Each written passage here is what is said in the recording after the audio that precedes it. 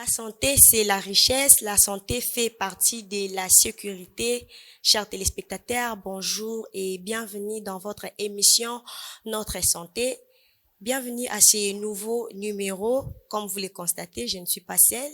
Je suis avec le docteur Fiston Mika. Aujourd'hui, nous allons parler sur la prévention du choléra. Je disais la prévention du choléra. Je vais tourner du côté de mon invité à qui j'ai dit bonjour. Bonjour, Maman Jenny. Comment vous allez? Nous allons bien par la grâce de Dieu. Amen. Pour ceux qui ne vous connaissent pas, docteur Mika Zanani Asalaka Nini. Merci beaucoup. Nazali, docteur Mika, comme vous avez dit, Nazali médecin. Musala nanga ya kimunganga. Donc, yango musala nanga inasalaka. Merci beaucoup. Docteur Mika, to betali solo lelo ya choléra. Yebisa biso nano na mukusi expliquer biso vraiment na terme ou biso to comprendre ngo. Bokono ba bengi na kombo ya choléra eza nde nini? Merci Maman Jenny. Choléra to bengi yango une maladie diarrhéique. OK. Due à une infection aiguë intestinale par le vibrio cholerae. Vibrio cholerae ou les vibrions cholériques yende azali microbe oyo ezali ko pesa bokono ya choléra. Voilà, maladie wana ezali causée na microbe wana babengi ye vibrio cholerae to vibrion ya choléra, vibrion cholérique. D'accord, docteur Mika. Choléra, est-ce que azana cause moko principale ou bien il y a kaka brusquement boy? Est-ce que azana cause moko wana? Merci beaucoup. Je pense que ndenge na uti koloba tozali na microbe o to bengi vibrion cholérique. Azali nani, azali nini, azali microbe. Na français ba bengi bactérie, c'est une bactérie. Oyo tozali ko retrouver na kati ya matière fécale, donc na kati ya salité na biso. Cause ya maladie ezali ko ingérer. Ko ingérer ça veut dire tokoloba kolia to komela. Parce que tozwaka ngo na nini ndenge tozoloba cause ezali ko ingérer microbe wana. Tango yo komela microbe wana akoleka na libumu na yo na niveau ya estomac, résister na acidité ya estomac, akoti na ba intestin. Intestin oyo tobengi michopo eza a partir ya wana nde akobimisa sikoyo tobenga ngo mai na ye, toxine oyo ye abimisaka yango nde ezo causer diarrhée. Bon, ba terme oyo parce que nayebi ke émission santé ndenge olobi eza pona population na biso nyonso. Oui. Soki tozo kende na ba terme oyo eza un peu complexe, bato ba comprendre yango te. Donc ezali microbe wana tango akoti na libumu na yo, avandi na michopo, akomi ko bimisa mai. Produit na ye oyo akobimisa wana to bengi toxine et ko empêcher mai oyo ezalaka parce que nzoto na biso ndenge toza boye ezali composé de 60 à 70% ya mai. Yango epesaka biso makasi tension na yo eza malamu parce que mai eza na nzoto.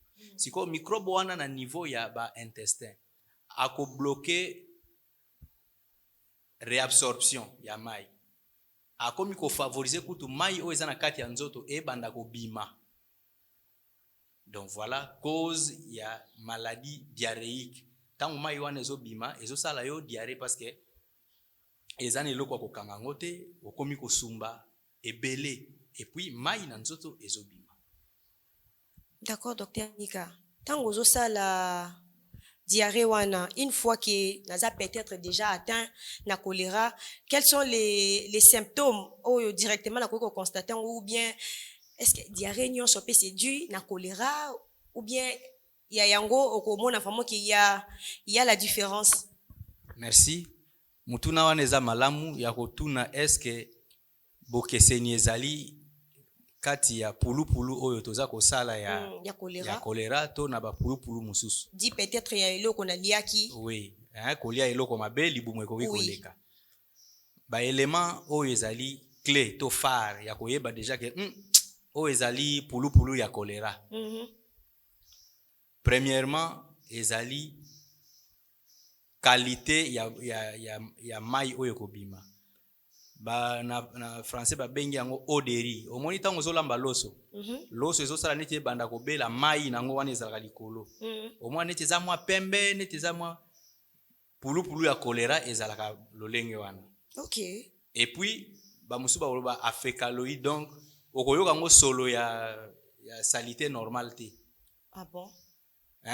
Mais ba pulupulu o mususu komona mwana zo sumba mais ozotala ke oui eza penda ba salité oyo to sumba kame ekomi mai. Mais wana okomona kutu ba salité wana te, okomi komona kaka mai neti mai ya loso muto zo sumba. Ah bon? Et puis deuxièmement, mai wana docteur Mika azana couleur moko eza blanche ou bien yango na lobi mai ya loso. Oh, voilà. Donc yo olambaka loso oyebi tango zo fongola kifiniku omoni mai ekomi kosala neti kokita. Tala couleur ya mai wana ezalaka. Neti mwa pembe moko boye, mwa flou, neti za voilà, ezali qualité ya pulupulu oyo ya choléra. OK. Ezali différent na ba pulupulu mususu tosalaka par exemple oliaki eloko mabe libumu eleki te wana te. Deuxièmement, par rapport ya quantité pe fréquence. Quantité, fréquence elakisi ba pulupulu mususu ezala peut-être osali après 1 heure, 2 heures osali lisusu. Mbala mususu na mukolo kosala ngo ata 4 fois 5 fois, mais ya choléra eza bongo te. Eyaka mbala na mbala et puis eza ebele. Donc eza sans relâche. Eza sans relâche, ezobima oui, na couleur ya lolenge wana tolobi, et puis eza pe koleka na fréquence eleki ba pulupulu oliaki eloko libumu ko motungisa yo.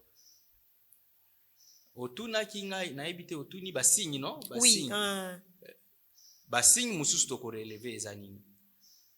Pulupulu ya lolenge wana okomona mutu mbala moko alembi. To bengi yango asthénie. Parce que a perdre mai ebele. Vraiment. Mai ebele na nzoto.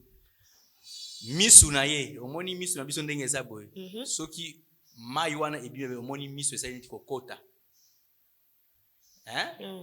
Ezali ba signe ya déshydratation to bien si c'est-à-dire mai ezosila. Pulupulu wana ezala na fièvre te. Oh. Mutu azala na fièvre te. Eloko pete. Te, fièvre te. Okomona kaka mutu libumu ezoleka. Donc signe wana yango nde ya makasi ya kolakisa ke diarrhée oyo ezali lolenge moko na ba diarrhée mususu te.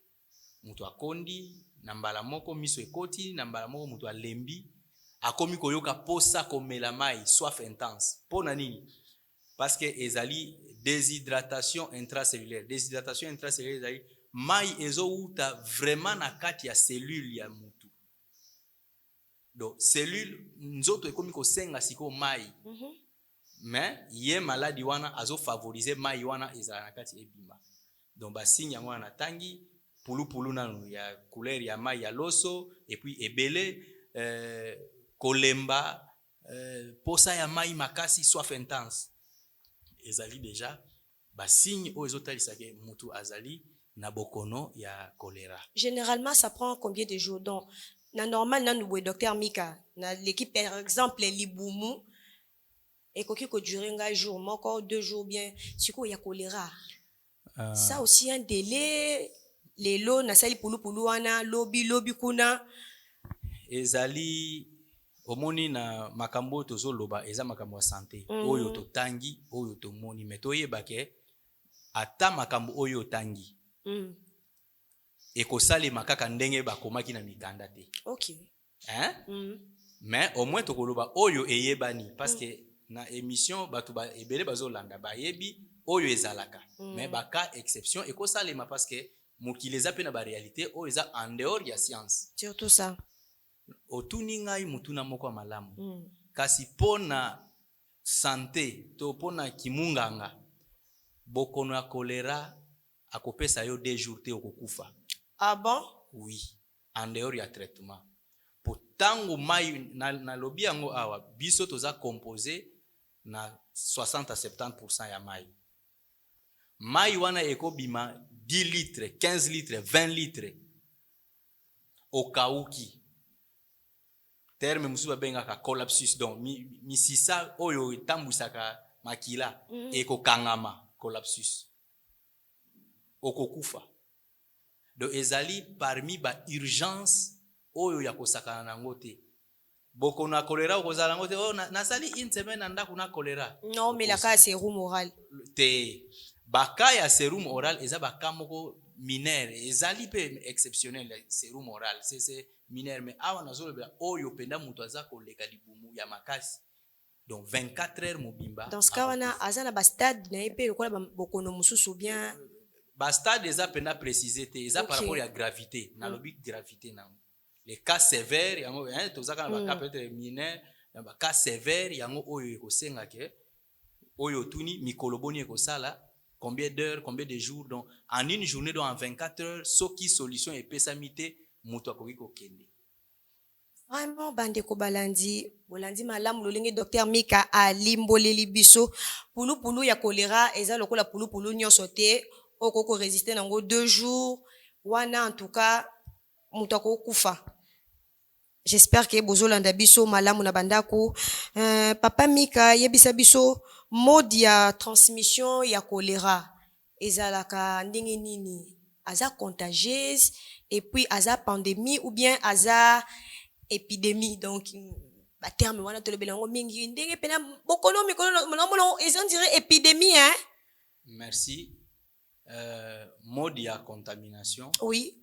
Na lobaki yango na koya ka boy na simbio na zwi yango ou bien voilà wana okei yango nazolingana na limbola ndenge otuni contamination ezali soit na mai oyo komela soit na biloko oyo kolia mai wana to biloko oyo kolia wana eza na microbe oyo natangaki vibrio cholérique. Donc vibrio cholère azana kati ya mai oyo komela oyo biloko oyo ngana kolia.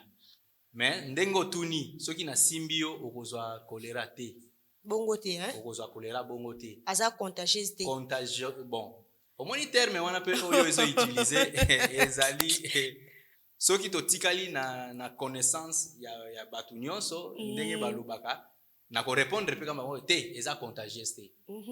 Et pourtant contagiosité ezalaka na ba niveau nango eza na contagiosité directe. Hein, oyo monaki na covid biso nyoto lati ba masque bakashine soki o lobby mupepe wana ezuyo mbala mo ozwi maladi ata na kosu oyo tozala ngo soki eterni ete mutu aza wana akozwa parce que microbe wana ezotambola na mupepe okoyamba ngo pe kaka na mupepe hein yango ba eza contagieux. Donc contagieux pona biso commun des mortels to mona ngo kaka o wana mais yebake na bokono ya choléra ezalaka bongo te. Mutu akokosola to te parce que microbe na lobi yango ezouta na diarrhée na mai wana ya salité oyo mutu azobimisa. Alors yo mutu mususu kozwa ngo na ndeni peut-être simbaki salité wana osokoli maboko te olie, c'est-à-dire olie matière fécale wana yango moni na français balobi ke mode tango tuni mode eza orofécal. Orofécal oro eza munoko to hein kolia olie matière fécale orofécale. Donc contagiosité na ye eza bongo il faut omela ye na kati ya mai soit na kati ya biloko kolia mais jamais okei kosimba mutu aza na choléra ozwi choléra ata asumbeli yo okozwa no choléra te okosokola kaka hein kozala hygiénique. Mais soki nde omeli mai oyo eza na microbe wana to olie eloko oyo eza na microbe wana nde parce que ye akokota na libumu po abanda musala il faut akoma na intestin akotaka na poso te akotaka na mopepe te ndenge biso tozwaka kosu to covid tolatango kashine te. Alors mutuna mususu tuni azali épidémie to pandémie oui. Je pense alors ezali ba terme oyo peza kaka médicaux azali épidémie pona nini parce que épidémie va définir en neti augmentation des cas d'une maladie dans une zone géographique bien définie. Okoyoka soki balobeli par exemple choléra bakoloba peut-être bamoni cas ya choléra na Bandundu na Kinshasa na Congo central ozo comprendre c'est difficile que lelo omona ke République démocratique mobimba choléra. Oui, c'est possible, mais ça constitue toujours une zone. Yango bazo bengango épidémie. Et puis épidémie pourquoi? Parce que eko banda un temps et puis eko régresser directement. Pandémie ezali presque même chose net épidémie pourquoi? Parce que ebandaka kaka d'un temps et souvent au bout d'un temps, ça veut dire maintenant pandémie ezali atteinte ya monde entier.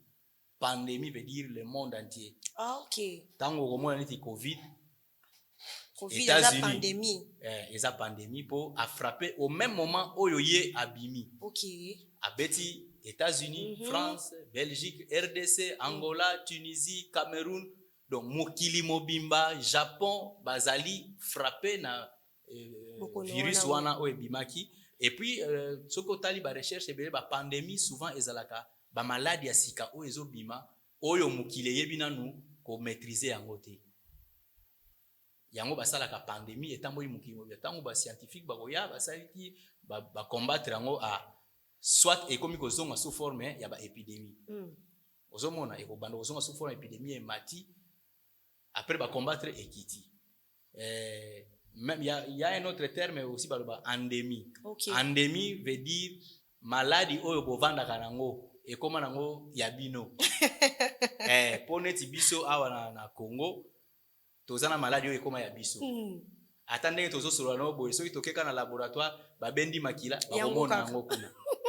Kombo na malaria. Donc eza Afrique subsaharienne nyonso komona ke. Wana tana sali examen te. Ato sali examen te omona batu mususu.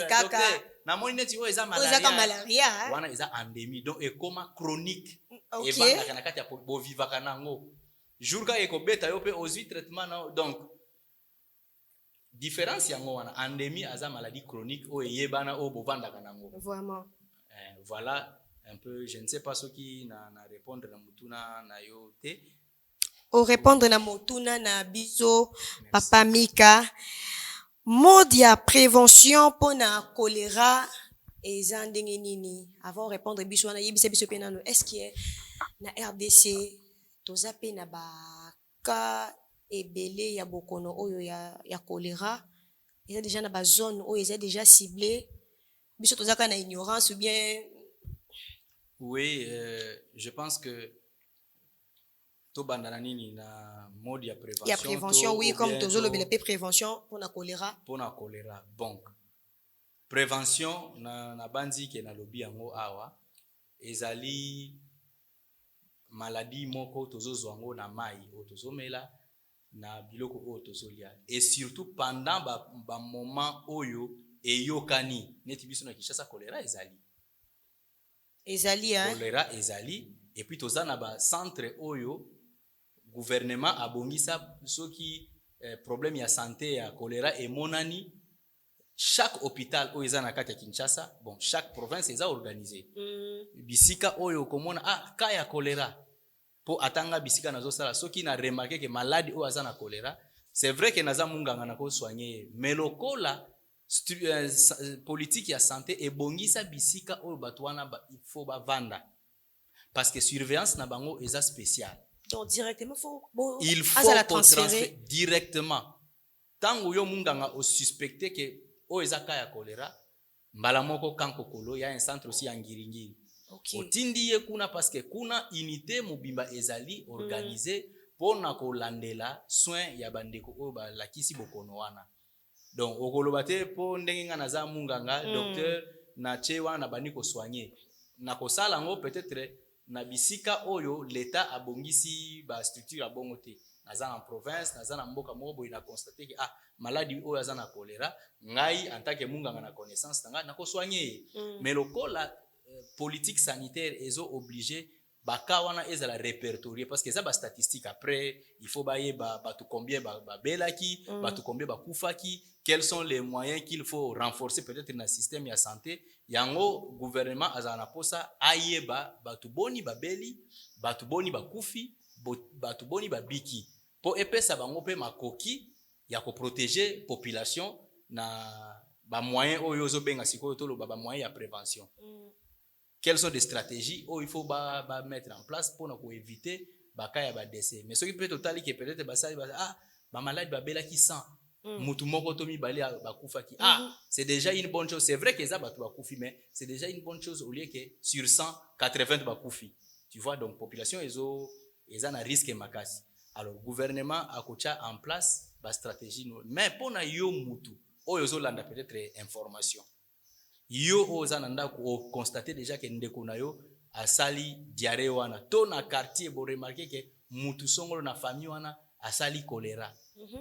Na uti ko lobango awa ke choléra eza mai ya komela biloko ya kolia to yebite to zana lupango bato ebele mutu moko asali diarrhée na ya choléra basopi kaka mai nzoka ne mai o basopi wana ezo kita kote tiyo bino bomelaka mai tiyo wana eza yako toboka nzoka ne mai ozo na robinet salite wana ekoti na mai wana omeli tango mususu komona na ba période épisode ya choléra ba recommandation neti na ba province botokisa mai mikolo yo komela mai bongo te tokisa mai. Pourquoi? Parce que bazo kanisa ke oko microbe wana ekokota par mégarde oyebite omeli alors okotokisa mai na yo pendant période ya épidémie.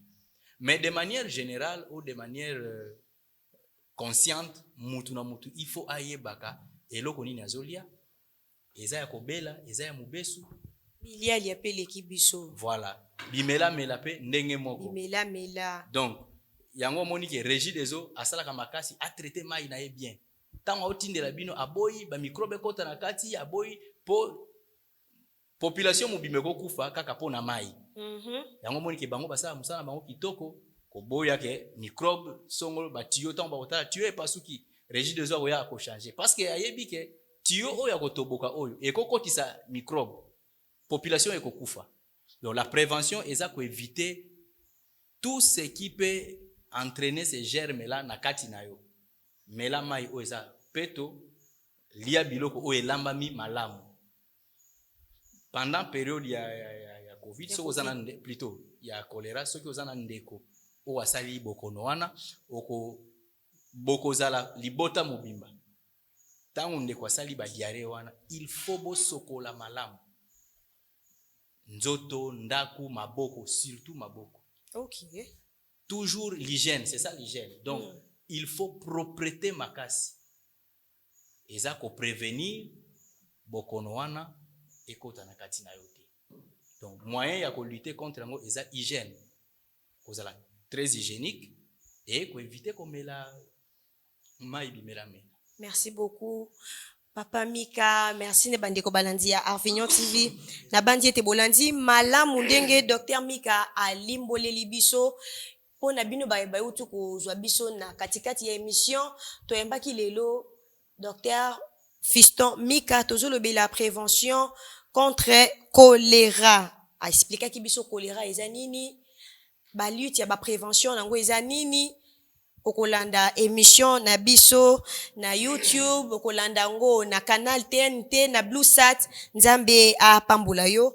Papa Mika, l'État a tché ba centre pona ko lutter contre ba prévention pona choléra. Ka usko to kenen de kona biso bon baza 2 3 5 traitements eza gratuit, c'est payant. Merci Maman Jenny. Bon, ngai nazo répondre na émission na yo en tant que munganga et non en tant que politicien. Surtout ça. Ozomona en tant que munganga na koloba oyo il faut to sala pona ki munganga parce que ba soin je pense que autouni na no makamba traitement je pas prise en charge je pense que aborder sujet wala na noter. Prise en charge ceux qui n'a pas tango pe bongo ezali na connaissance nanga gouvernement nayebi na noter ceux qui a se prononcer déjà na en charge tous les cas de choléra. Ce n'est pas un problème, peut-être que déjà communiqué est passé n'a pas informé mais pour moi au moins je sais que gouvernement a pesi biso alerte mon côté que tous les cas de choléra sont traités gratuitement. Il faut toujours avoir des moyens pour soigner sa famille. Donc, c'est vrai que les cas moko grave. Choléra ou les cas sévères, c'est vraiment des cas graves parce que décès est mais pour dire que l'État. Là, tout a déjà, est-ce que choléra ça tue et bomaka. Oui, na lobi yango choléra est très mortel et bomaka. Dans 24 heures okokufa. Eza aventure te. Quantité ya mai oyo ekobima yo mo so moni okamu. Donc il faut vraiment soigner. Et puis le traitement consiste à ya kozongisa mai oyo ezobima. Koto oyo ezobima koto ezokota. Okomona ke mai wana ba banokitsa te ndenge tozana mo ba cha litanga mo te ba kofongola mo penda ezokouler en flot. En flot voilà oyebi. Pona nini pona ko compenser ba perte. Mama Jenny choléra soki e bandi par exemple 6 heures à l'eau 6 heures à l'eau au matin. Parce que mai ekobima ebele. Donc voilà les abakamo urgent ceux que mon on ndako na famille directement ko bomba te. OK. Bomba te kende ba mon hôpital pour na ko sauver. Eza maladie pe a sonité surtout ça hein parce que mutu so papa na biso maman na biso yaya na biso yo ka soni abeli choléra maladie a soni ezate parce que tango akolala ebembe perte et vous allez nanu ya famille na ya biso nyoso ba congolais parce que ça ndeko biso congolais akufa mais ceux qui ont moni ka ya bongo directement na hôpital parce que prise en charge adéquate eza na hôpital tokozongisa ye mai wana ezobima yango moni ke na lobi awa na ba centre oyo l'état a disponibilisé surveillance eza toloba continue. Il n'y a pas un moment où okomona ba minganga ba bimaki te. Ce qui munganga o ya bandi azolandela. Peut-être que ça la 2 heures musu soyez. 2 heures musu soyez. 2 kaka bongo parce que eza maladie moko dans 24 heures, n'a so préciser bien. En un jour kaka tongo lelo tongo lobi. Mutakufa. Vraiment. Donc ezali bokono moko ya ko la légèreté te koyoki longo personnalité.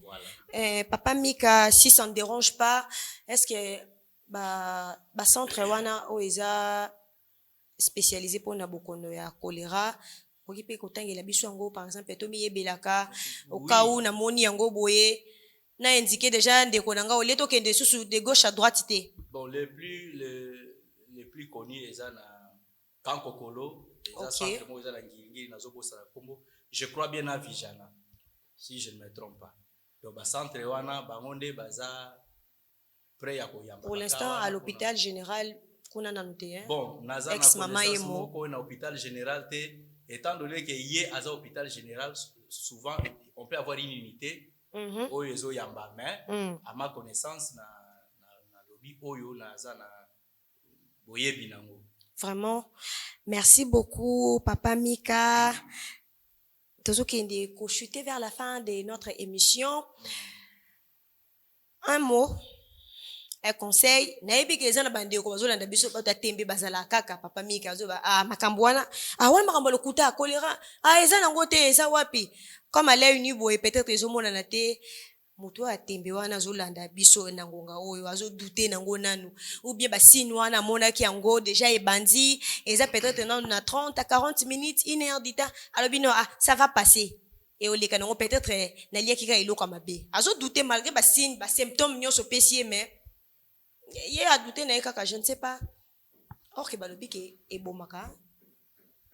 Oui maman Jenny, je pense que soki oyo tozo sala babenga yango sensibilisation. Soki tozo sensibiliser batu na frôler déjà pour dire que l'émission est à Église Arvignon pasteur Jean-Baptiste Kembo. Soki nakolo ba papa pasteur azana souci ya ko sensibiliser pe population na matière ya santé eza masekité.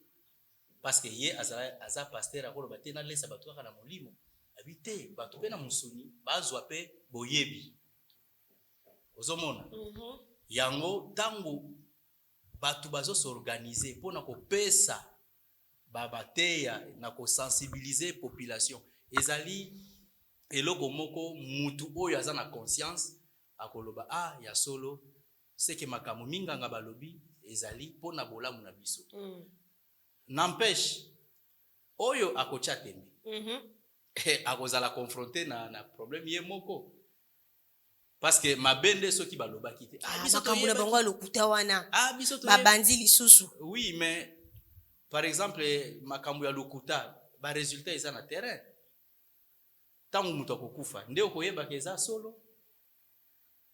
Nazolinga na yebisa bandeko nyonso oyo bakozala na tembe neti ozoloba ke ole ocha tembe mema muninga na hôpital ba soigner, ça ne coûte rien, même soki okobimisa mbongo combien, ça ne vaut pas sa vie ozomona. Donc batembe mususu tochaka ngo te pona peut-être plaisir kaka, mais c'est une maladie vraiment oyo ezoboma et puis ekoboma en rien de temps. Toko encourager batu balamuka ko alerter même chef ya venu ceux qui baza chef à quartier, si vous pensez qu'il y a une famille qui est en train de gérer un cas comme ça, prenez le courage. Ce n'est pas une façon de dénoncer, mais c'est une façon d'aider. Bon informer ba autorité o baza wana ba ramener bazui ba soin akokoma malamu. Donc je pense que batembe to sala ka oui mutu na mutu azana mutema nae ba sanfutiste baza balongwa ka ndengolobi balongwa kuna biloko la bango pamba wana. C'est parce que peut-être akufela mututé na maladie wana yango azomona ngo bongo, mais jour ekokomela kaka yende mutakolela otiki biso boye na nani biso atosuki, mais pendant que balobaki tombola mama tombola papa kelele l'hôpital bien ekosila nango. Voilà, donc quelques caractéristiques to pesi pona bokono wana: diarrhée ya makasi ezali lisusu solo ya niete ekomi kaka neti mai ya loso, mukie ebimi mbala moko mutu akomi kokonda na misu akomi kokota, et puis na lobaki pe loba voix okoma mutu akomi loba na se vraiment pesa na eloko ça, mais ozala kosu te parce que ça frappe et beta kapenda tangu mai wana ezobima ozolemba omoni déjà bongo tombola ndeko okende na. Voilà conseil ya kopesa eza wana biso nyonso toza obligé ya kotia bopeto basukola maboko. Papa Mika, faut insister. On a les enfants à la maison, oui, qui touchent partout. Mabele ka ndengo lobi bana peut-être mama mukile za peut-être mai yango ya nie wana o ya diare wana basopa ka bon mwana na bazonguluma akepe azui mabele na allié et kobeta. Et donc veillez surtout pendant la période ya épidémie. Veillez à ce que les parents, vraiment, une école pour instruire bango, toujours laver les mains, ne mangez pas de n'importe quoi, ne buvez pas. Tchela moi non moi mai na ye na kati ya saki, moi eloko na kolia pourvu que azala infesté te na maladie ya choléra. Merci beaucoup docteur Mika. Est-ce que tokoki kozwa numéro no ya téléphone, parce que je sais qu'il y aura tellement ba série, il y a ba question. Numéro et téléphone. Merci Maman Jenny. Ma question est le bienvenu parce que les ali émission pour la population, pour le peuple. Tozana posa ya kosunga population bazala bakufate na ignorance. Numéro nanga ya téléphone est 081 72 99 607. 081 72 99 607. Docteur Mika ndenge olobi mituna ekotunama biyano pe tokopesa. Merci. Donc voilà, je vous remercie pour na souci oyo ozali nango pour na population, pour na kopesa ba information oyo eza pour na bolamu na biso nyonso. Soki tozo kufa pe eza pona ignorance tozo koyeba makambo, mais awa toyebi que tokoki ko se protéger, tokoki ko agir vite omoni na makambo mususu na maladie ezalaka rapidité ya intervention. Okoya balobaki ke bazo traiter bango na kankokolo par exemple, Mutu asi abandaki diarrhée na ye le matin, bokomi ba 19h ba 20h ba 0h nde botomboli boke kankokolo. Tant bokoma kuna awa na lakisi eloko mo ba collapsus. Misisa ezomona susu te. Place akotia mai eza lisusu te. Minganga bakomo bunda luka ba 20 profond. Azapeka ye mokote baka mususu bokuta ki eza déjà wana. Peut-être que mutu akoki kozwa 20 o ya kati azate mutu akufi. Ba tinda biso kuna pour rien. Batako kutu baso salelo. Non. Quand c'est tôt, c'est mieux. Quand c'est tard aussi, c'est compliqué. Donc voilà, conseil eza ndenge mama uyo lobby. Likambo monani o agir vite et to kozana résultat ya bien. Merci beaucoup, Dr Mika. La grande équipe de l'Arvignon TV vous dit merci d'avoir honoré notre invitation. Que Dieu vous bénisse. Merci beaucoup, merci beaucoup. Je vous remercie aussi de m'avoir invité. Comme je l'ai dit, je remercie d'abord les pasteurs, et tout son bureau, et même l'équipe de Arvignon TV, et Maman Jenny comme la présentatrice. Merci beaucoup. Je pense que c'est une fois que nous sommes passés. C'est pas la dernière fois. Nous passerons pour débattre d'autres sujets, peut-être plus encore intéressants pour la population. Merci beaucoup. Que Dieu vous bénisse également. Amen. Merci beaucoup. Chers téléspectateurs, nous sommes arrivés à la fin de notre émission. Notre santé, la santé, c'est la richesse. La santé n'a pas de prix. En tout cas, les lots, toyambaki Dr Mika, tolobeli bongo bokono oyo babengi na kombo ya choléra, okozwa temps ya kolandango, diffusion elekanaka chaque vendredi à 21h30 et la rediffusion c'est chaque samedi à 21h déjà sur les réseaux sociaux na YouTube, tu auras tout le temps ya kolanda émission oyo. Vraiment prenons soin de nous, hein. Aimons nous vivons. Tika ete nzambe abatela bino abomba biso, abomba bino, abomba pe biso. Merci beaucoup. Nous ne pouvons pas clôturer cette belle émission sans pour autant dire un grand merci au DG de l'Arvignon TV, le docteur Jean-Baptiste Kembo, ainsi qu'à son épouse Mama Kembo. Merci à la grande équipe technique de Arvignon TV. Derrière la caméra, Glody Mwamba. Que Dieu vous bénisse abondamment. À la régie finale, Emmanuel Mumbala. Bye bye.